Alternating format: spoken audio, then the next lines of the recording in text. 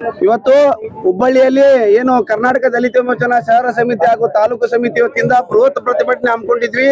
ಕಾರಣ ಇಷ್ಟ, ಈಗ ಕಳೆದ ಒಂದು ವರ್ಷದಿಂದ ನಿರಂತರ ದಲಿತ ಮಹಿಳೆಯರ ಮೇಲೆ ಅತ್ಯಾಚಾರ ಹಾಗೂ ದೇವಸ್ಥಾನ ಪ್ರವೇಶ ಬಹಿಷ್ಕಾರ, ಇದೇ ರೀತಿ ದೌರ್ಜನ್ಯ ಏನು ನಿರಂತರ ನಡೀತಾ ಇದೆ. ಮೊನ್ನೆ ನಡೆದಂತ ಬಹಳ ಕ್ರೂರ ಘಟನೆ ಏನಪ್ಪಾ ಅಂತಂದ್ರ, ನಮ್ಮ ರಾಯಚೂರು ಜಿಲ್ಲೆ ಶಿರಾವಾರ ತಾಲೂಕಿನ ಕೊಗ್ರಾಣಿ ಗ್ರಾಮದಲ್ಲಿ ಅಶ್ವಿನಿ ತಿಮ್ಮಾರೆಡ್ಡಿ ಏನು ರಾತ್ರಿ 8 ಗಂಟೆಗೆ ಆಕೆ ಬಹಿರ್ದೇಶಕ್ಕೆ ಹೋಗಿರ್ತಾಳ.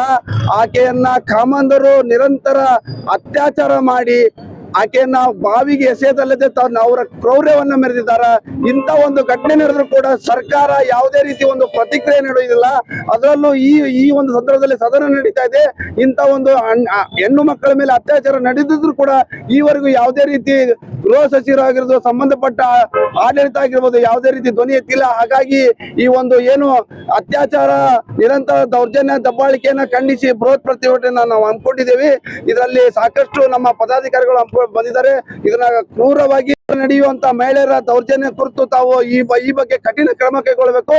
ಅದೇ ರೀತಿ ಏನು ರಾಜ್ಯದಲ್ಲಿ ನಡೀತಿರುವಂತ ನಿರಂತರ ಎಲ್ಲ ಪ್ರಕರಣಗಳು ಗಮನ ಹರಿಸಿ ಸರಿಯಾದ ತನಿಖೆಯನ್ನು ನಡೆಬೇಕಂತೇಳಿ ನಾನು ಈ ಸಂದರ್ಭದಲ್ಲಿ ಮಾಧ್ಯಮಕ್ಕೆ ಒತ್ತಾಯಿಸ್ತೇನೆ.